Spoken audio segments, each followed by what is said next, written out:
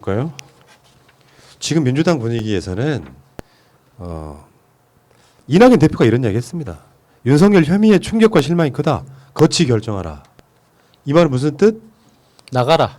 나가. 나가 이 새끼야. 발로 뻥 차면서. 엄중하게. 엄중하게. 나가라. 근데 실제로 그 엄중하게라는 말을 민주당에서 써서 전 되게 반갑고 웃기더라고요. 그거를. 아니 이낙연 대표는 그런 말을 약간 좀 유머화 시킬 필요가 있어요. 맞아요. 네. 엄중한 이낙연입니다. 얼마나 재밌겠냐고. 그렇죠. 지금 이제 자가격리하고 계시니까 딱 그 글 시작할 때 엄중한 삼식입니다. 이게 시작하면 얼마나 재밌겠습니까? 아, 그러니까 지금 집권 여당의 대표가 거치 결정하라고 말할 정도면 아니지. 윤석열은 지금 사퇴해야 될 시점이 벌써 한 7번쯤 되는 것 같거든. 특정 상황에서 자기 최측근이 검은 유착의 혐의를 받고 있어. 책임지고 사퇴할 수도 있거든요. 네. 왜냐하면 결국 그 윗선으로는 윤석열이 의심을 받았기 때문에 민주당 선거 망하게 하려고 하는 목적 또는 각종 인사에 있어서 까요. 내가 추천한 사람은 한 명도 안 돼. 오히려 측근들은 다 좌천돼 버려. 그때 사퇴를 한다거나 어제 같은 경우에 직무정지를 당하면요. 상식적으로 생각해 보세요. 직무정지를 당했어. 사상 초유의 일은 추미애 장관이 검찰총장을 직무정지 시킨 게 아니고 윤석열 같은 자가 사상 초유의 사람인 거예요. 역대 정권을 한번 생각해 보세요. 그게 소위 말하면 보수 정권이든 뭐 민주 정권이든 간에 역대 정권에 이런 검찰총장이 있었습니까? 그러니까 추미애 장관이 한 어떤 그 법무부 장관으로서의 어떤 명령이랄까 이런 게 윤석열이 사상 초유의 캐릭터이고 나쁜 놈이기 때문에 그런 거예요. 근데 다른 측면에서 보면, 그러니까 법무부 장관이 검찰 선배가 아닌 최초의 사례인 거죠.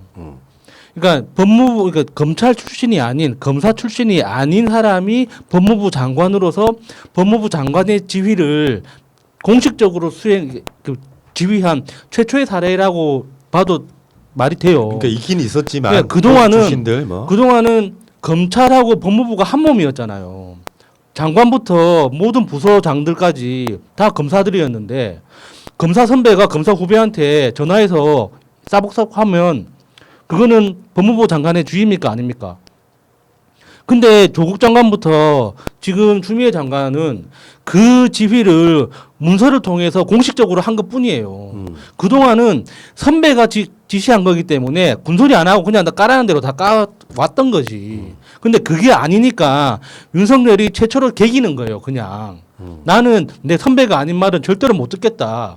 이런 태도를 보이고 있으니까 두드러져 보이는 거지만 진짜 몰상식하고 비상식적인 거죠. 아니 그 전에 박상기 장관한테 했던 태도만 봐도 그렇습니다. 저는 박상기 장관의 그 인터뷰를 보면서 정말 너무 어처구니가 없었는데 그렇게 왜 자기들이 좌지우지하고 마음대로 하다가 지금 추미애라는 거대한 산을 만난 거잖아요. 근데 사실 우리 모두 1년 넘게 참았습니다. 한 번도 공적으로 사퇴를 해라 해임이나 이런 이야기를 한 적이 없다고. 왜?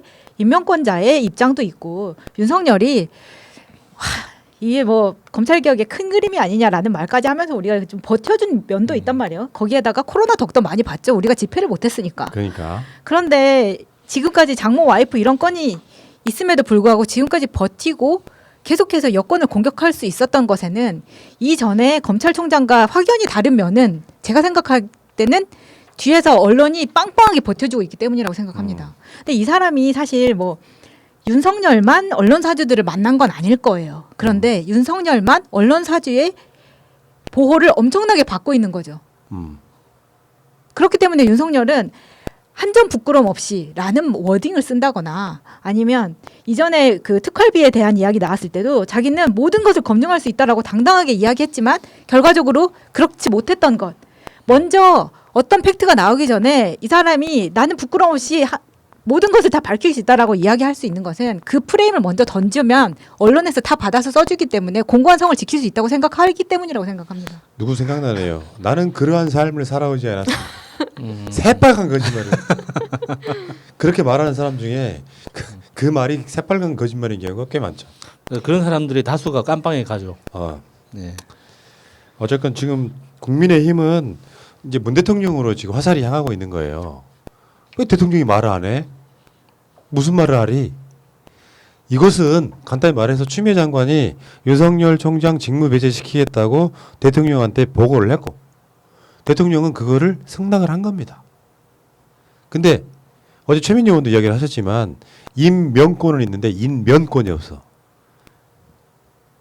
해임하는 권한이 없단 말이야 법에. 네. 그래서 탄핵이라든지 뭐 여러 가지 이제 법을 해석하는 사람들에 따라서 조금씩 의견이나 견해는 다른데 추미애 장관의 어제의 그 조치들은 문 대통령의 조치인 거예요. 그거를 문 대통령이 답을 하라고 말하는 게 더 웃기잖아요. 웃기잖아. 그렇죠. 문 대통령이 여기에 대해서 뭔 말을 해야 된다고 하는 것이 이 사람들이 저게 덫을 놓고 있는 거죠. 문 대통령이 여기에 대해서 뭔가 이야기를 하면 어느 정도 공격하기 쉽거든. 첫 번째, 추미애 장관이 뭔가 좀 과한 행위였다라는 표현은 절대 안 하겠지만 그런 발언이 나온다거나 정반대로 추미애 장관의 그 행위에 대해서 나는 동의한다. 내가 결재해 준 거라거나 어떤 경우에도 공격할 빌미를 찾기 위해서 그 타겟이 추미애 장관을 넘어서 대통령한테까지 지금 올라가고 있는 거예요. 그러니까 국민의힘이 대통령한테 어떤 그런 언급을 요구하는 것 자체가 그 사람들이 검찰이라는 이 조직을 어떻게 생각하는지가 뻔히 보이는 거죠. 그러니까 예를 들어서 기재부 장관한테 국세청장한테 감찰을 했는데 그 감찰 결과에 대해서 분란이 생겼어.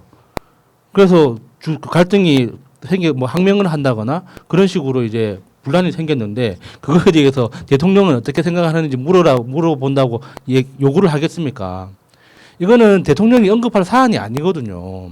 결국에는 장관선에서 다 정리가 된 다음에 이렇게 정리를 했습니다. 또는 징계위원회에 청구가 들어갔기 때문에 징계위원회 결과에 따라서 징계위원회 결과가 이렇게 됐으니까 처리를 해주세요 하고 제청을 하는 그 역할만 남아 있는 거지. 아직까지 절차가 진행 중인 그 사안에 대해서 대통령이 뭐라고 합니까? 말도 안 되는 거지. 말을 하면 했다고 난리지. 네, 안 하면 그렇지. 안 했다고 난리고. 그 노무현 대통령이 탄핵당했던 이유 중에 하나가 그거 있잖아요. 우리 당이 잘 됐으면 좋겠다 한마디로 탄핵의 그 여러 가지 요건 중에 하나로 그걸 집어넣었다고. 근데 지금 국민의 짐이 한 말이에요. 법무부 장관의 무법 전행이라고 표현했었어. 무법 전행. 아 대체 이 사람들은 도대체 아까 그 커밍아웃 됐다는 이의원이랑 똑같은 말이잖아요. 법 취지를 훼손했다는 말이나 무법 전행이라는 말이 법에 근거도 없이 그랬다는 거잖아요. 이게 사실은 주둥아리에서 나오고 있는 가짜 뉴스죠. 근데 저 언론에서 그러니까 적폐 언론이 쓴 기사에도 다 근거 법률이 다 하나씩 다 나와 있던데요.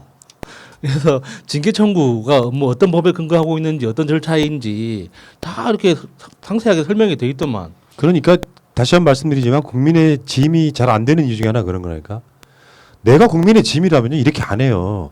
내가 주호영이에요. 그러면 어떤 공정성의 의심을 받는 검찰총장이 있다는 것은 나라로서 보면은 상당히 불행한 일이다. 그리하여 법무부 장관이 본인의 권한을 행사한 것에 대해서 우리 국민의 짐은 환영하는 바이다. 앞으로는 공정성을 훼손하는 검찰총장이 나오면 안 된다라고 내주면 애들 지지율 5% 올라간다니까. 받아 쓰고 있나 지금? 그게 바로 사람과 사람 아닌 것들의 차이입니다. 내 말은 그 말이죠. 왜냐하면요 이게 똑같이 당합니다 나중에. 물론 애들이 정권 잡을 일은 없을 겁니다만 똑같이 당한다니까요. 윤석열이 만약에 국민의 짐을 대선 후보로 들어간다고 쳐봐봐. 비슷한 식으로 당하면 가장 먼저 뒷골 잡을 사람이 주호영일 걸. 으쇼 새끼. 그런 거야. 조직이라고 하는 게 예를 들어서 박근혜 정권이나 이명박 정권 때 윤석열이 이지랄을 했다고 생각해 보세요. 얘는 어떻게 나왔겠습니까? 그냥 사바사바 했거나 국정원 동원해서 바지 벗겨가지고 윤석열이 예전에 뭐 이런 혼의자가 있었네 무자식이라며 막 하면서 공격해가지고 그만두게 했을 거 아니냐고. 최소한 얘네들은 검찰총장에 대해서는 할 자격이 없는 거예요. 법률에 만들어진 권한에 따라서 행사하는 것과 국정원 동원해서 뒷조사해가지고 그만두게 하는 차이를 아니 추미애가 어디서 지금 여기 무법이 어딨냐고요. 추미애가 지금 무법이었다면 당장 고발당해서 재판을 가야죠. 그렇죠. 무법을 법세련 있잖아요. 행사했다면. 법세련들 있잖아요. 아무 말이나 해도 언론에서 받아줄 거 생각하고 이 타이틀만 뽑는 것 같습니다. 네. 막말 대잔치 하고 계십니다. 부끄럽다 이런 생각이 들고요. 그런 막말 대잔치 하는 새끼 하나 있는데 추미애를 내세워서 문재인 대통령이 이야기하는 거예요. 막 나가기로 30 시절 긴급 조치 수준이다. 이제 우리 진 씨 이야기인데 시간이 없으니까 넘어가자. 자기 이야기할 줄 기다리고 있는 진중권 씨. 계시면 1번. 길게 해드릴 수도 있어요. 근데 30 시절에는 조용했던 분이 이렇게 얘기하니까 참. 여러분들 너무 스트레스 받지 마세요. 이런 개소리들에 대해서 조중동과 진씨 등의 개소리들에 대해서 그냥 개소리인가 보다 하고 넘어가십시오. 왜? 역사는 그렇게 기억되는 겁니다. 여러분들이 지금 방송을 하고 있지만 5년 10년쯤 지났을 때 사상 초유의 검찰총장 직무정지 당하던 순간들은 기억에 뚜렷하게 남을 거 아니야. 예. 그 기점으로 해서 진짜로 검찰 개혁이 이루어졌다라고 역사는 평가를 할 겁니다. 항상 역사 속에는 반동 세력이라는 게 있는 거예요. 자기 기득권 지키기지 사실은.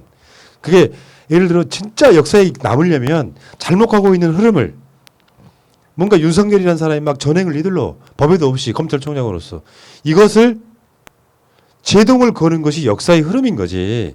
여기에 대해서 윤석열을 제어하지 못하고 검찰공화국으로 만들었다면 무슨 소리 듣겠습니까? 그러니까 너무 스트레스 받지 마시고 추미애 장관 지금 응군밖에 안 남았다. 저 그렇게 말씀드리고 싶어요.